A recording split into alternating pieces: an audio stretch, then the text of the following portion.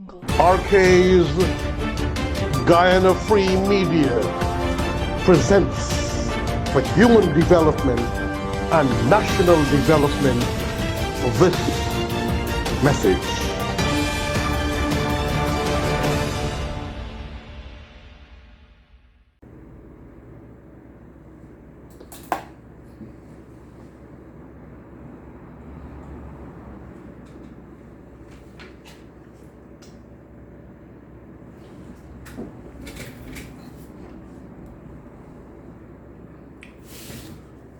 Yes, a very good morning, good afternoon, good evening, as the case may be. Assalamu alaikum, may the peace, mercies and blessings of God be with one and all. Shalom alaikum, the Jesus Christ and Jewish version of the same. Om Shanti, Namaste, I bow to the divine in you, and the Om Shanti is, I am a peaceful soul, so you must be a peaceful soul. I wish to take the opportunity before I go to the point that I wish to raise concerning the general elections and the status quo as it stands politically in our country and the pain and shame that is being caused to our country. I want to remind everybody to please wear their mask. Wear your mask. This is the KN95. That's available from Zamcorp. Very good and high quality type that you can use and reuse.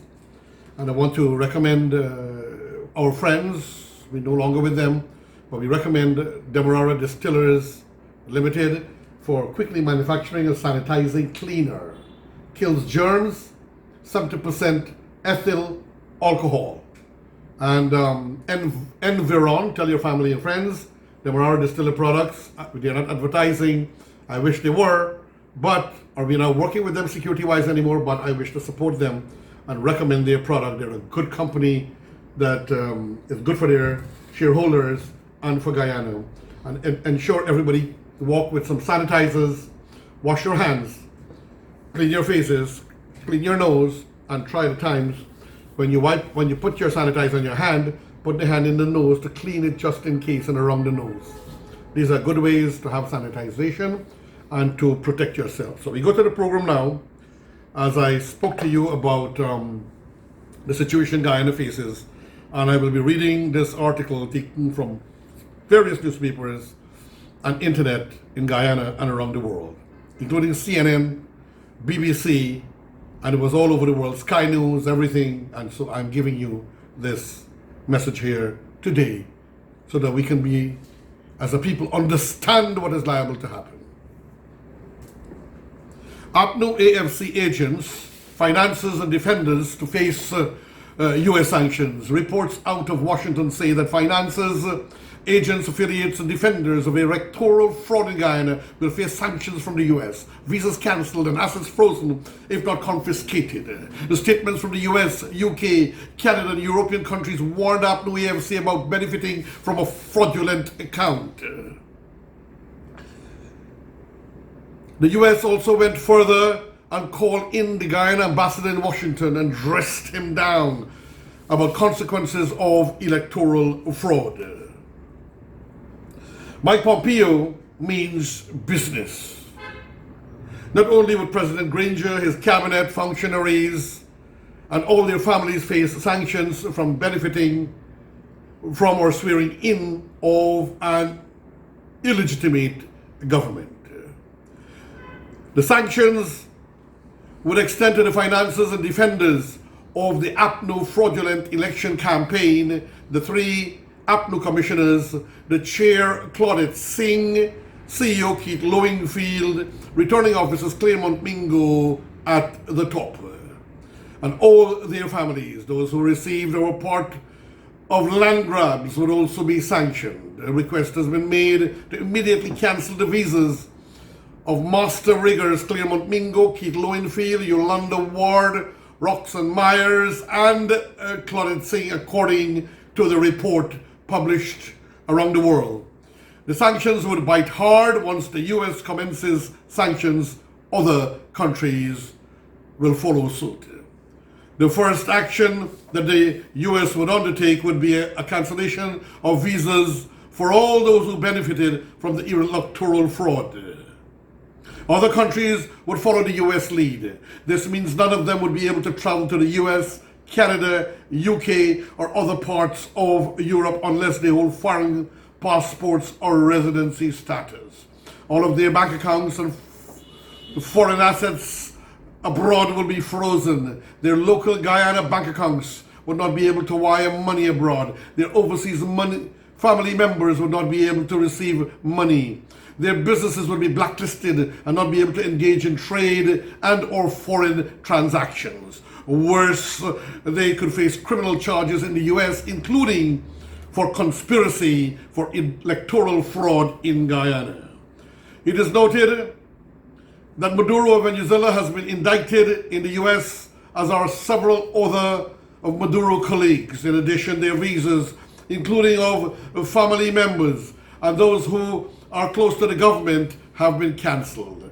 Assets belonging to Venezuela and those close with the regime have been frozen. APNU politicians and defenders and their finances could find themselves facing the court in the US very soon if the attempts at electoral fraud do not end and the real winner of the election is declared. The US is serious about enforcing democracy in the Latin American and Caribbean region.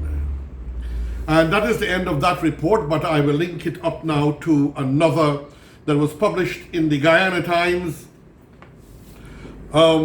Elections impasse threatens Guyana's oil-funded development. I'm sharing these missive and these reports so that we can understand what is happening in Guyana and how it will affect us. This election shenanigans and count out of transparency and has taken us out of the realm of elegance and decency.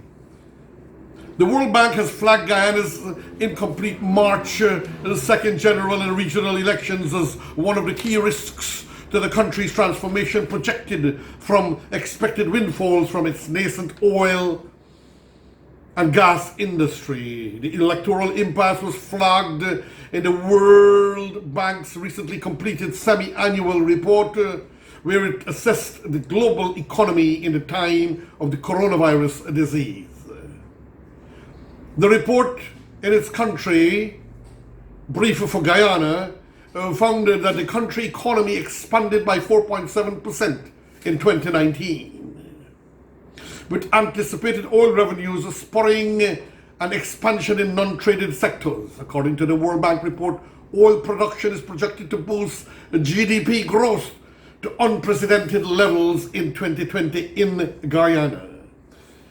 It noted, however, that while this could transform Guyana, there are risks, as illustrated by a still incomplete election outcome and compounded by falling oil prices and the COVID-19 or coronavirus epidemic. Guyana Finance Ministry has prepared petroleum productions and revenues January 2020, which documented production of about 57,000 barrels per day. The country has since subsequently sold its first entitlement of 1 million barrels, earning just about US $55 million.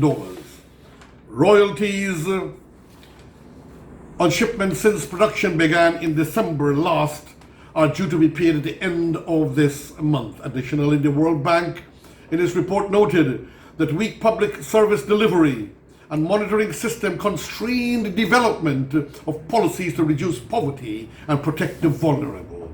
The World Bank analysis published this month comes on the heels of an announcement by caretaker President David Granger that his administration will be embarking on unprecedented spending in order to confront the COVID-19 pandemic.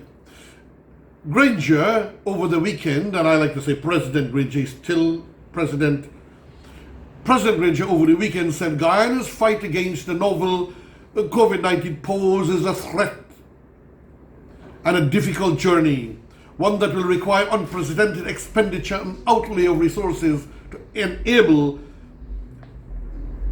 identification and testing, isolation, protection and treatment. Granger's exhortations of unprecedented spending to tackle COVID-19 comes on the heels of previous directives that permitted expenditure related to the pandemic by the public health, citizenship, finance and education ministers, among other budget agencies.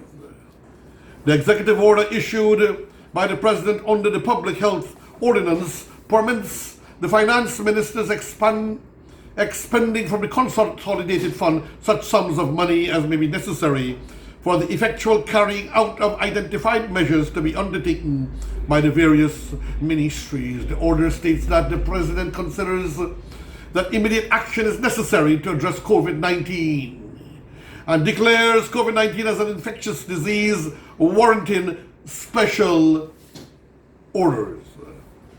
Election results. It has already been over a month of controversies, and a credible winner for the 2020 general and regional election is yet to be declared.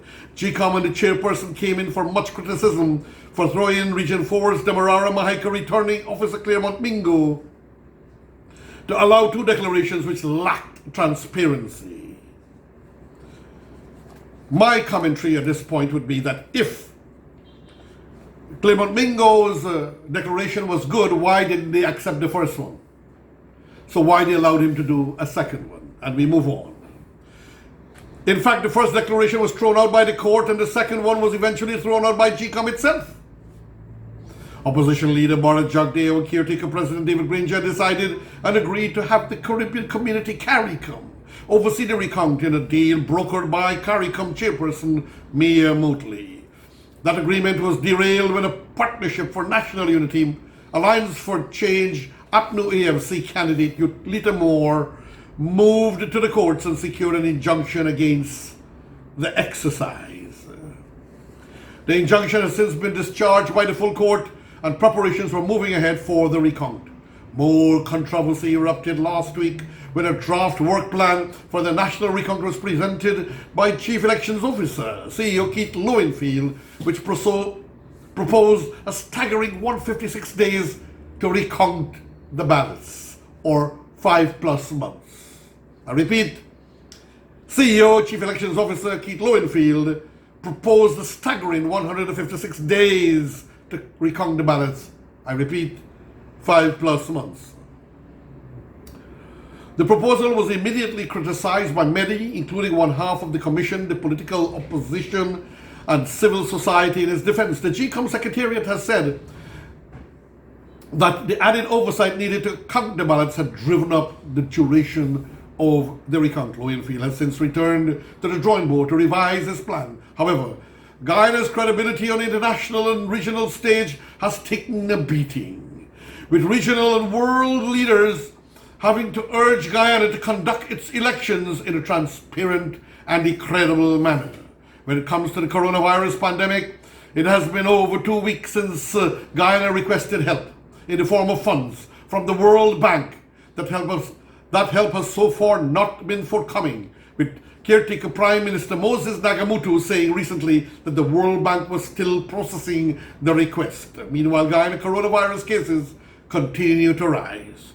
As of Monday, Guyana has 47 cases and 6 deaths. My friends and family, brothers and sisters, this is a trying time. Of course, the Prime Minister, being a political personality, is throwing a political spin to the opinion of this speaker. This is now my opinion. And I think because of the election impasse and the madness at hand, when you don't have a legal government in place, the world financial institutions, the United Nations, all the developed nations, all the institutions of proper management and order of the world will tend to boycott that country and put things in place to discipline them and to bring them in line.